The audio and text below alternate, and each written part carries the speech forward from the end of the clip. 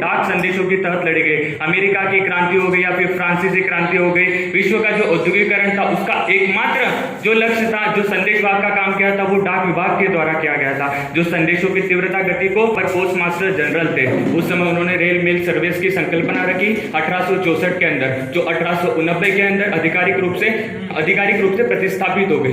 इसी चरण को आगे ले जाते हुए जब हम देखते हैं भारतीय इतिहास के अंदर, तो भारतीय इतिहास के अंदर जो भी क्रांतिकारी गतिविधियां हुई थी उसमें महत्वपूर्ण योगदान का कार्य जो था एक संदेशवाहक के रूप में डाकियों ने किया।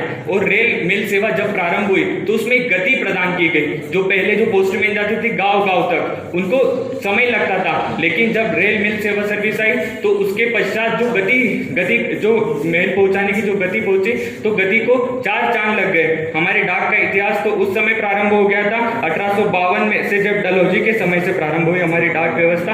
पश्चिम से यह आई व्यवस्था एक विकेंद्रीकरण के रूप में स्थापित हुई, जो विकेंद्रीकरण की थ्योरी को प्रतिस्थापित करती है और भारत से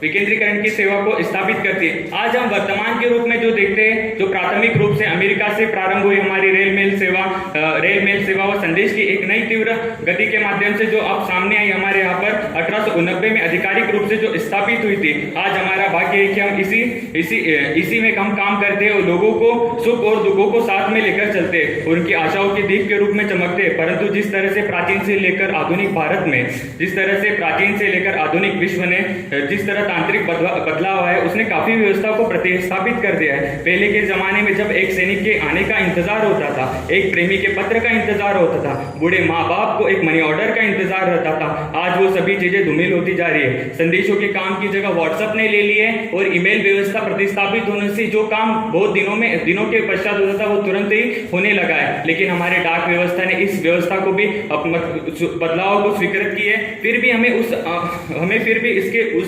जवानी के दिन याद आते हैं जब ये चीज प्रारंभ थी। तो मैं उसके जैसे मैं जो पोएम बनाई वो आपके सामने पढ़ना चाहता हूँ। खतों में चलती कहानी के हमें दिन याद आते, हमें डाकघर की जवानी के दिन याद आते।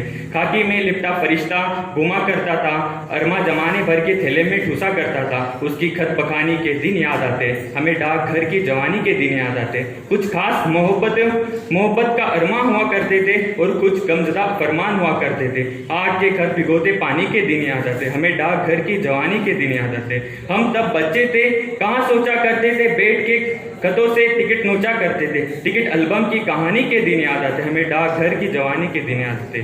धन्यवाद।